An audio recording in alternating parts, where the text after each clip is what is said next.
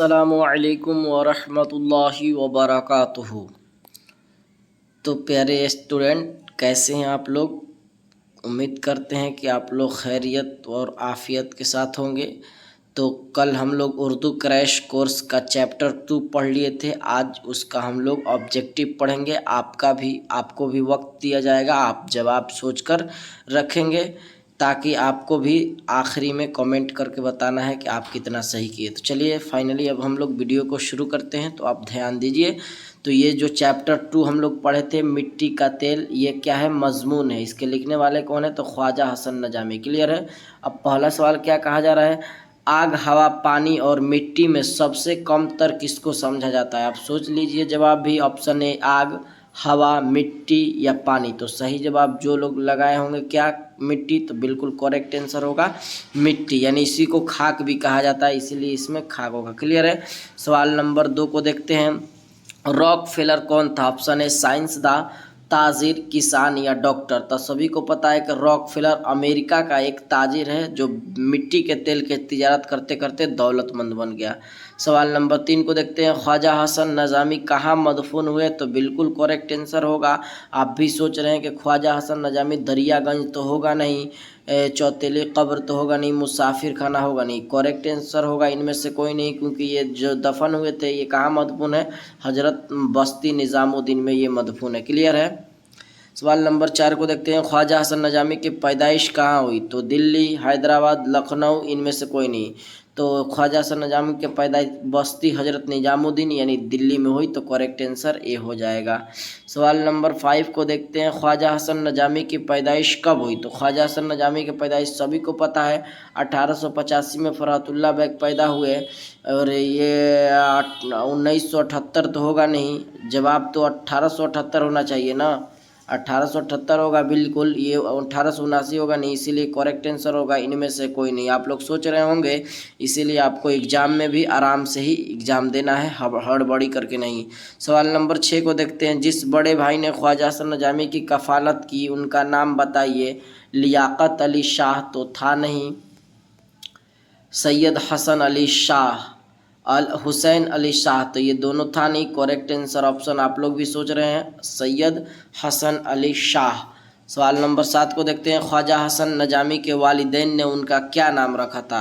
तो उनका वालिदैन ने जो उनका नाम रखा था, अली हसन तो नहीं रखा था। ख्वाजा हसन नजामी ये जो पता है कि कौन शुरू किए थे लिखना, ये जो उल्लमा इकबाल इनको नाम लिखना शुरू किए थे, अब्बुल कासिम होगा नहीं, इनमें से कोई नहीं। करेक्ट आंसर हो जाएगा, क्योंकि वालिदैन ने उनको लिखना नाम शुरू किया था, उसका नाम था कासिम अली। क्या था?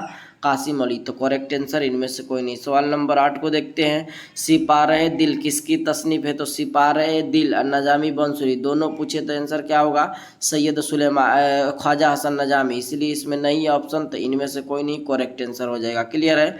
एक बार बता दे, नज़ीर अहमद कब पैदा हुए? तो नज़ीर अहमद पैदाइश 1836 में हुई और 1910 में इनका इंतकाल हो गया। उसके बाद फरहतुल्लाह बेग 1885 में पैदा हुए और 1947 में फरहतुल्लाह बेग का इंतकाल हो गया। सैयद सुलेमान नदवी 1884 में पैदा हुए और 1953 में इनका इंतकाल हो गया। क्लियर है? तो तीनों को कॉन्सेप्ट के साथ आ गया। चलिए आगे हम लोग पढ़ते हैं। सवाल नंबर 9। ख्वाजा हसन नजामी के मोरसे आला में एक बड़े बुजुर्ग गुजरे हैं, उनका नाम बताइए। तो सैयद बदरुद्दीन अजल, शाह बदरुद्दीन या सैयद बदरुद्दीन इसहाक। तो करेक्ट आंसर आप लोग भी सोच रहे हैं, ऑप्शन सी हो जाएगा। सवाल नंबर 10 को देखते हैं। ख्वाजा हसन नजामी की वालिदा का नाम क्या था? तो वालिदा का नाम तो इसमें रुझैटी बेगम, निस्बती बेगम या हुरमती बेगम तो नहीं है, क्योंकि उनका नाम जो था चहेती बेगम था। वालिद के नाम सैयद आशिक अली है। करेक्ट आंसर डी हो जाएगा। ख्वाजा हसन नजामी की कफालत कब हुई? तो कफालत कब हुई आप सभी को पता है कि उनकी कफालत जो है 1947 ईस्वी को हुई। करेक्ट आंसर हो जाएगा। इंतकाल पूछता तो 1955 ईस्वी में। क्लियर है? आगे के हम लोग बढ़ते हैं। रॉक फेलर का ताल्लुक किस मुल्क से था? तो आपको पता है कि अमेरिका से था, वो एक ताजिर है। सवाल नंबर 13। रॉक फेलर किस चीज़ के तिजारत का बेशुमार दौलतमंद बन गया? मिट्टी के तेल के तिजारत के दौलतमंद बन गया। ख्वाजा हसन नजामी के वालिद का क्या नाम था? तो आपको पता है कि सैयद आशिक अली नाम था। करेक्ट आंसर भी हो जाएगा। आगे की ओर हम लोग बढ़ते हैं। मशहूर फितरत का है या गदर के वाक़यात, दोनों जो होता है वो ख्वाजा हसन नजामी के लिए होता है। Correct answer C. Khwaja Hasan Nizami ने किस रिसाला के बुनियाद डाली? तो नजामुल मशाइख करेक्ट आंसर हो जाएगा। गदर के वाक़यात और मशहूर फितरत दोनों बताएं ख्वाजा हसन नजामी के लिए होता है इस्तेमाल। ख्वाजा हसन नजामी की पैदाइश कब हुई? तो आपको बताए दिसंबर 1878 होगा। क्या होगा? दिसंबर 1878 होगा। हमको तो इसको आपसे पूछना चाहिए था। चलिए खैर कोई बात नहीं, आगे पूछ लेंगे। अल्लामा इकबाल ने ख्वाजा हसन नजामी के जिस नाम से ख्वाजा हसन नजामी का क्या लिखना शुरू किया? कासिम अली, अली हसन, सैयद आशिक अली या इनमें से कोई नहीं। देखते हैं आपका जवाब जो है ना, आपको जवाब 19 नंबर को कमेंट में देना है कि अल्लामा इकबाल ने ख्वाजा हसन नजामी का क्या लिखना शुरू किया। क्या जवाब होगा? ऑप्शन ए होगा, बी होगा या सी होगा या डी होगा? आपको कमेंट में जवाब देना है। क्लियर है? चलिए देखते हैं कितने लोग को कल पढ़ें बेहतरीन तरीक़ा से। सवाल नंबर 20 को देखते हैं। ख्वाजा हसन नजामी का इंतकाल तो 1955 में हो जाएगा। 1955 में सआदत हसन मंटू भी इंतकाल करेंगे। अभी जब पढ़ाएंगे तो टोबा टेक सिंह लिखने वाले अफसाना है सआदत हसन मंटू। 1947 में फरातुल्लाह बैग किए। 1885 में फरातुल्लाह बैग पैदा हुए। तो क्लियर समझ गए। ख्वाजा हसन नजामी का इंतकाल कब हुआ? तो ये करेक्ट डेट पूछा जा रहा है। तो ये जो है 31 जुलाई 1955 को हो जाएगा ना।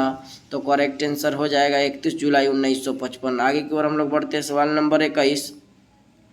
ख्वाजा हसन नजामी का इंतकाल कब हुआ? तो ये दोबारा आ गया है, इसलिए इसका भी आंसर यही होना चाहिए ना।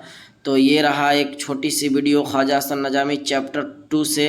और आपको जो सवाल पूछना होगा आप कमेंट में पूछ भी सकते हैं। इंशाअल्लाह ताला वक्त के मुताबिक आपका भी कमेंट का जवाब दिया जाएगा। तो आज के लिए इतना ही, फिर हम लोग मिलेंगे उर्दू क्रैश कोर्स चैप्टर 3 के साथ। अस्सलामु अलैकुम।